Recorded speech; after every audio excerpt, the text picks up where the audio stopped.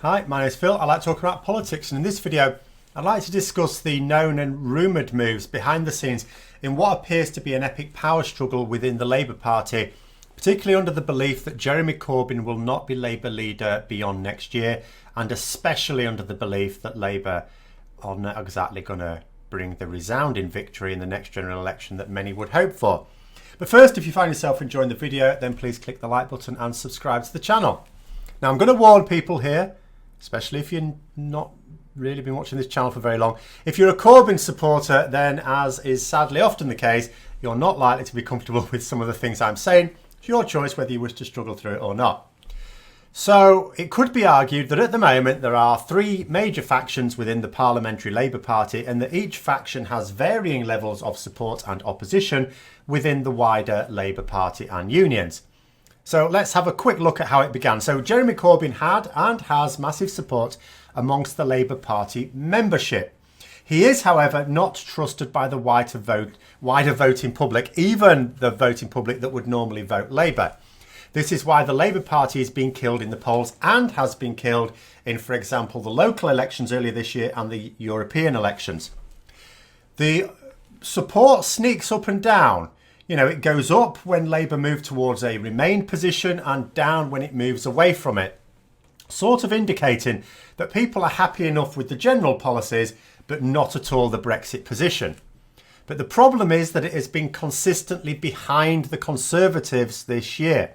The same Conservatives that have made millions of people poorer and knackered our public services with austerity. The same Conservatives that broke our politics and society with Brexit. The same Conservatives who've been breaking the law and who've been running roughshod over Parliament, and the same Conservatives who have been in power for nearly 10 years now, and even with a competent government, after that amount of time you usually get a dose of familiarity breeds contempt as people itch for a change of government. But even with all this, those Conservatives are more popular and still preferred to Labour amongst the general public. But the bulk of the Parliamentary Labour Party knew that Corbyn was about as useless as a chocolate fireguard. Of course they did. They are the ones who work with him on a professional level. The wider membership doesn't. We only see the stage-managed Corbyn, not the real man at work. So there existed the bulk of MPs who were wary of Labour's prospects under Labour and his allies. But now even his allies have turned against Corbyn, creating a third faction due to his Brexit position and, of course, general uselessness strategically. This even now seems to include long-standing friend and very close political ally, John McDonnell. Maybe not so close now. Essentially, his allies in the Parliamentary Labour Party were his allies because they all shared his zeal for a proper socialist government, something that was very much watered down under Blair and Brown. And although my view is that watered down socialism is still way better than full-on Conservative government, the appeal of the full works was, well, very appealing. Seriously appealing, in fact. But these policies have no chance of ever seeing the light of day if Labour don't actually win a general election. And Corbyn has made that eventuality seem remote at best. So against this, there's been a massive ramp up in the power struggle. It began at the Labour conference with attempts to remove Tom Watson's role. This initially failed, but as Corbyn didn't stop it altogether as he should have done, it was clear it was just being put off for later. Then they blocked attempts by Labour members at conference to put forward motions by using the union block of votes to sink them. Then they sank a motion for Labour to commit itself to Remain by a combination of union voting and saying that a vote for the motion was a vote against Corbyn. Finally, there were moves to change the way future leaders are chosen. They've been changing a lot of the rules in Labour to try and put Corbyn clones into place for when he does step down. But Newton's third law of motion seems to be at work here. And against what has been a clear assault against the Parliamentary Labour Party, there have been moves to review the performance of people working in the leader's office. A number of them have been getting texts talking about reviews. It doesn't seem to be affecting everyone, and they've been showing some consternation at this. Not saying I necessarily blame them. I'm not at all pleased by it. I mean, yes, if you have people employed to form party strategy, then it's right and proper to review their progress especially when their progress, quite frankly, stinks. If there are strategists who are telling Corbyn to do the opposite of what he's been doing, then yeah, I'll say maybe these people know what they're doing, but they're still not effective as he's not listening to their advice. And if they've been advising him to do as he has been doing, which most of them at least are, then they are killing the Labour Party. Either way, they are a waste of money and of oxygen, and in some cases even DNA. Many of them at least have been telling Corbyn to resist pressure to agree to a referendum before a general election. But the thing is, where has that pressure come from? Labour MPs, the ones who want a Labour government, the ones who certainly want to keep their own seats and would like many more colleagues. And these Labour strategists are advising Corbyn to ignore that advice. This is the opposite to good advice for the Labour leader right now.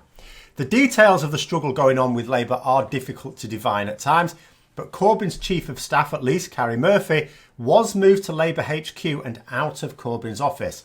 This has been seen as an attempt to get rid of advisors who are advising Corbyn on a Brexit position that is at odds with the wider party and definitely the voter base.